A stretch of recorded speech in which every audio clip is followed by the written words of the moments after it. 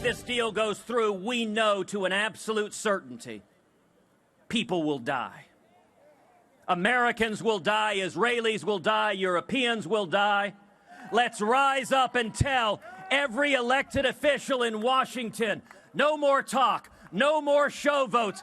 Get it done. Stop this deal.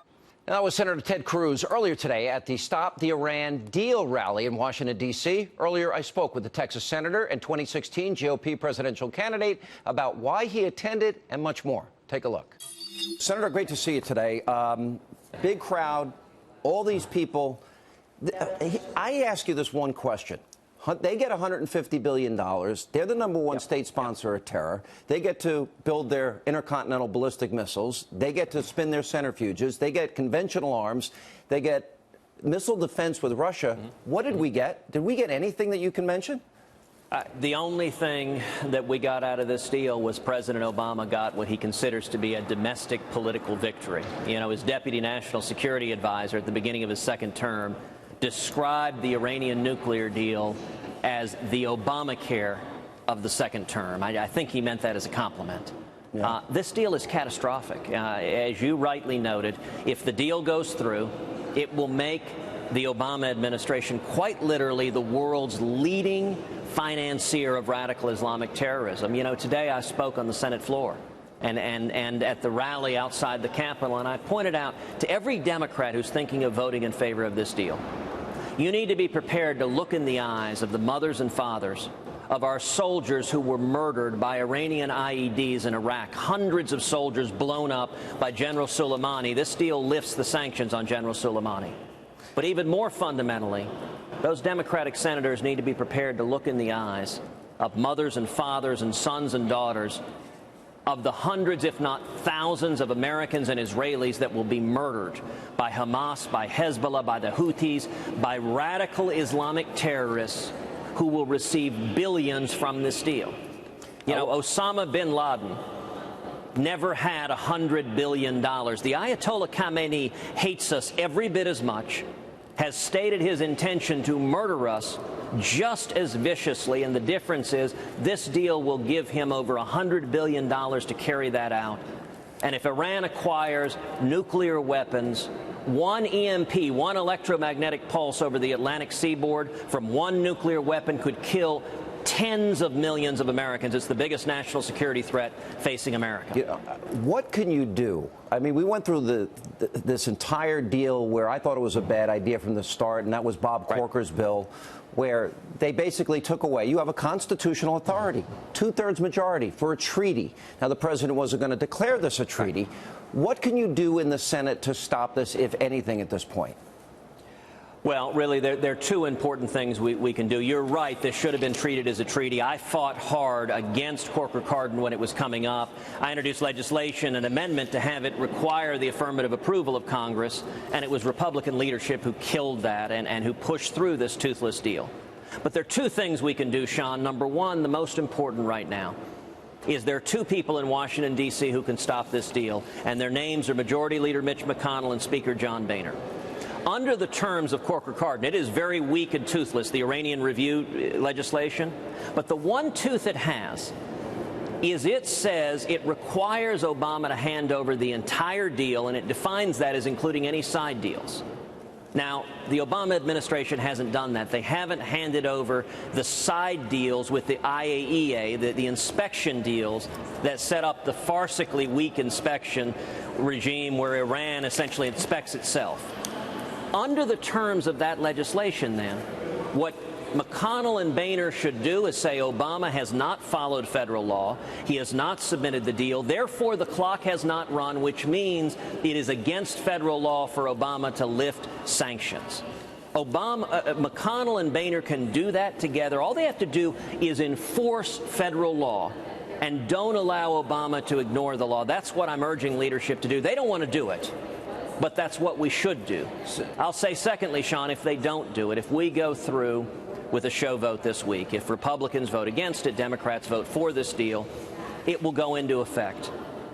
That will make the single most important issue in 2016, stopping a nuclear Iran. And I'll tell you this, Sean, I cannot wait to stand on that debate stage next to Hillary Clinton and to make abundantly clear, if you vote for Hillary, you are voting for Iran to acquire nuclear weapons. And if you vote for me, under no circumstances will Iran, led by a theocratic Ayatollah who chants death to America, under no circumstances will Iran be allowed to acquire nuclear weapons. Well, death to America was chanted immediately while the negotiations were going on. The American flag, the Israeli flag, was burned, and they said the destruction of Israel is non-negotiable, Senator. So I want to go back, because this is really important, because the House and Senate still has not repealed and replaced Obamacare. You stood alone in a filibuster to fulfill that promise, and then you became a pariah.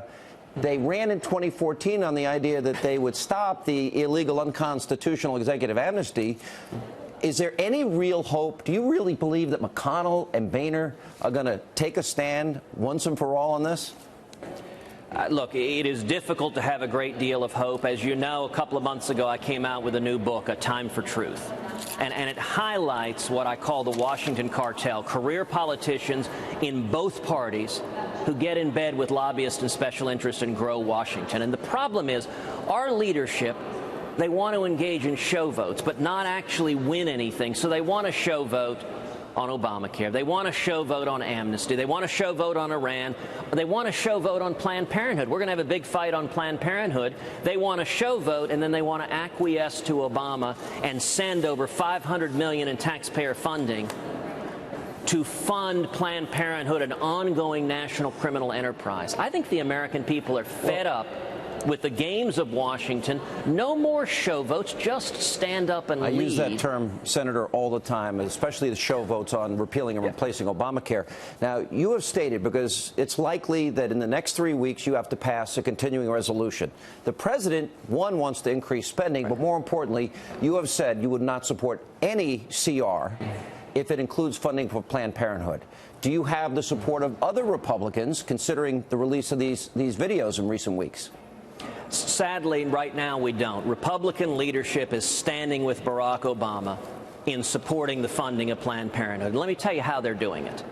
What Barack Obama has said is he will veto any funding for the federal government unless it includes $500 million of taxpayer money going to Planned Parenthood. So Obama is holding the entire federal government hostage, every agency of the federal government.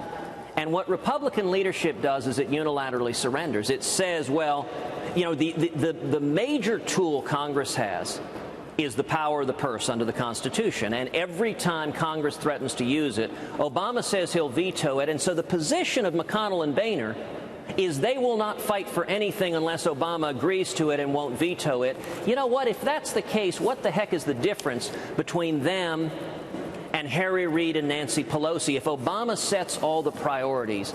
And, you know, one of the illustrations today, there's a big Wall Street Journal editorial slamming me because I'm urging Republicans to actually follow through on our commitments and defund Planned Parenthood. And I talk about that a lot in the book, A Time for Truth, how the Wall Street Journal is the most powerful tool Republican leadership uses to hit conservatives. I don't understand how you become a pariah for only following through on the very same promises your fellow senators have made.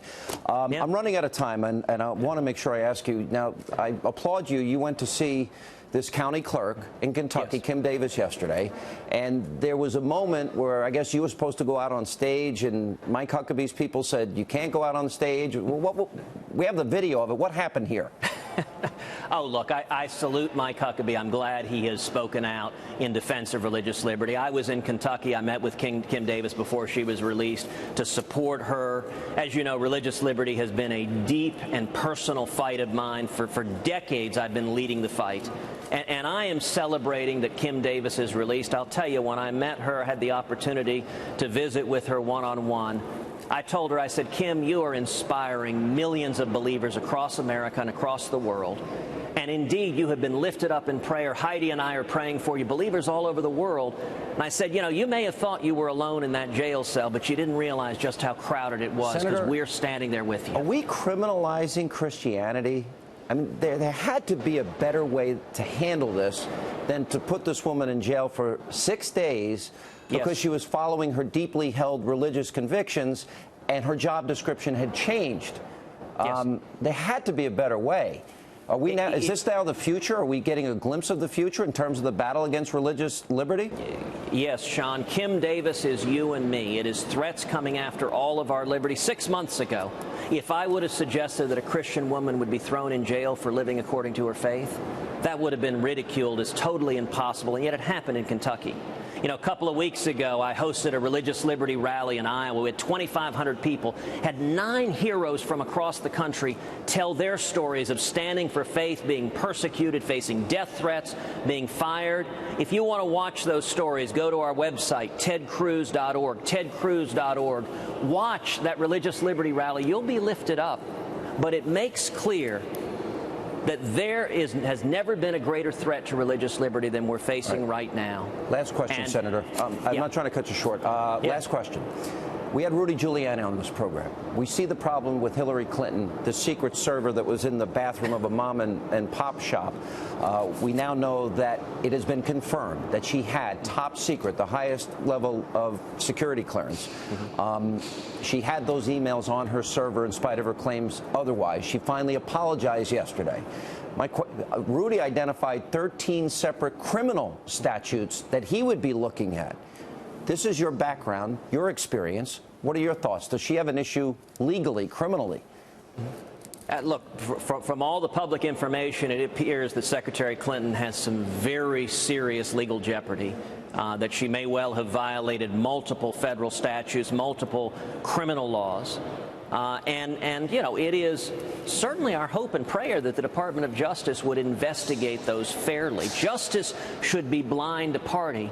You know, it's interesting comparing this to Planned Parenthood. Those Planned Parenthood videos, which are horrific.